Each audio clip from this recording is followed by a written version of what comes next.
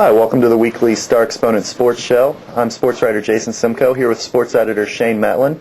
We're going to talk about a few things this week, talk a little bit about the girls and boys basketball teams from Culpeper High School. We'll take a peek at the upcoming Super Bowl next weekend, and we'll talk a little bit about the recruiting classes for the University of Virginia and Virginia Tech. So I guess to kick it off, Shane, a lot of high school basketball the last couple of weeks. It's really been pretty busy. I mean, what did you see that you liked and didn't like about the girls and guys? Well, it was kind of a surprising night up at Battlefield Friday night. Girls went in there playing the second number 2 team in the Cedar Run district, and they were able to knock them off with playing great defense on the Battlefield. Selena Mann, their leading scorer, was limited to 12 points and didn't get her first field goal until the last couple minutes of the game.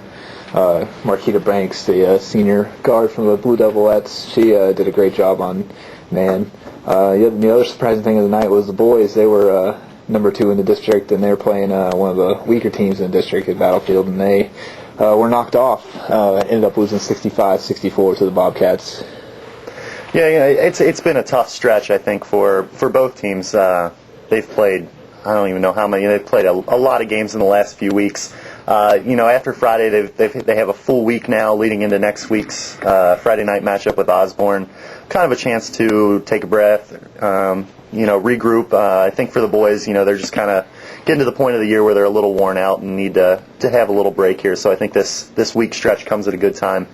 What do you think about the Osborne matchups? Well, it's going to be a big game for the boys, especially if they're going to try to get back into the race to win the district. They lost at Osborne earlier in the season, and they're another team that's down towards the bottom of the district standings, so they can't really afford to lose 2 to a team like that. The girls, they're trying to battle up. They're 3-5 in the district right now. They're trying to get to 500, get into the middle of the pack, have a chance to, maybe host the game in the district tournament, and, it's an important game for them. Well, I think something that plays into the boys' hands. They're an excellent team at home. They haven't lost at home yet this year. So I think it'll be good to be back in some friendly confines, and it'll be a chance for them to regroup and do a nice job, I think, on Friday. The big weekend of NFL football. Obviously we know who the Super Bowl is going to be. It's going to be the Giants and the Patriots now. I mean, what were your thoughts from this weekend? The Patriots did what I think just about everybody expected. They played a solid game. Were able to beat San Diego. Maybe it was a different story if they have all their players healthy, without LaDainian Tomlinson and out Antonio Gates for a lot of the game. It's tough for the Chargers, but, I think everybody just about figured the Patriots would be in this position right now. And, the other game, I don't know if I've seen a game in my lifetime that was that cold and those kind of conditions, but New York did a great job going into Green Bay, and they were able to pull off a victory. I was really surprised by the Green Bay. I figured playing at Lambeau Field, Brett Favre kind of at the tail end of his career, but having a fantastic year. I figured it was really the Packers' time, and they were going to, take it to the Giants. The Giants have played spectacularly on the road all through the playoffs, and, they really showed up to play. I didn't think there was any way when Lawrence Tynes missed those first 2 field goals that he was going to be able to regroup himself and hit the game winner there in overtime. But, the Giants really surprised me, and they're red hot. Played the Patriots. Patriots only beat them by 3 points there in the regular season, so should be a great matchup in the Super Bowl. I think I said it last week, the Patriots have to be the favorite until proven otherwise. But I think it'll be a wonderful matchup. So yeah, I wonder if this means we'll see another season of Brett Favre, because I can't imagine he wants to end his career with the last pass being an interception like that. Yeah, you would think he was so close to getting back to the Super Bowl, and they have a great team, great nucleus of guys coming back. So you would think that Brett Favre would want to give it one last go-round. But, he says he'll let everybody know here in the near future, so that should come out soon. Yeah, on the college front, there's about 2 weeks left until National Signing Day, which means, a big day for teams around here, including Virginia and Virginia Tech.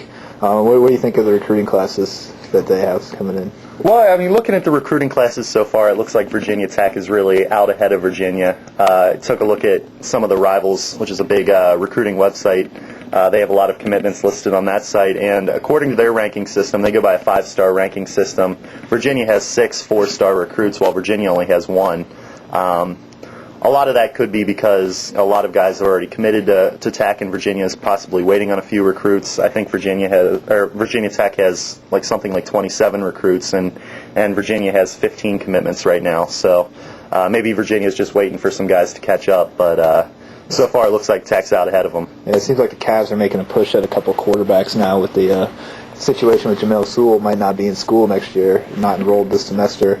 They brought in a guy from Tennessee named Brent Burnett this weekend, was on campus, and it seems like they're also going after a guy named Josh Jordan, who originally committed to Iowa State, but now is looking for another opportunity.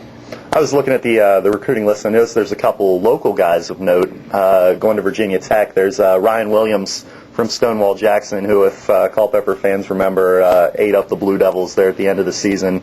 What do you think of that signing for the Hokies? Yeah, he's a very talented kid, especially when he's healthy. He was healthy against Culpeper this year. He went for 227 yards on the ground, scored 3 touchdowns, and he's tough to bring down. The Blue Devils can attest to that. And the other local guy we have is the C.D. Hilton tight end, Eric Martin, who's, he's got the body, he's got the size, and the stature to be, I think a great Division I player. So, yeah. Well, until next time, I'm Shane Mettlen. This is Jason Simcoe, and thanks for watching.